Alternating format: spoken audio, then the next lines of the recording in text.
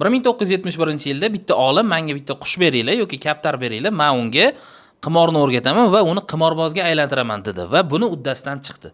Oddiygina bitta qushni qimorbozga aylantirish mumkin bo'lsa, inson, men yoki sizni ongingiz nega qimor o'yinlariga qiziqmasligi kerak?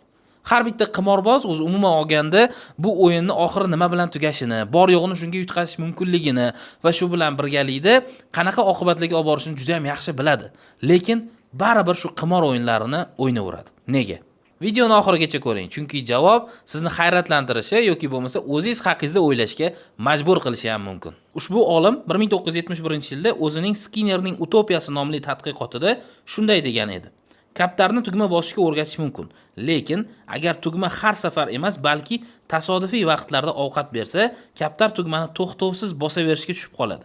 Bu hodisa o'zgaruvchan nisbat sxemasi deb ham ataladi va aynan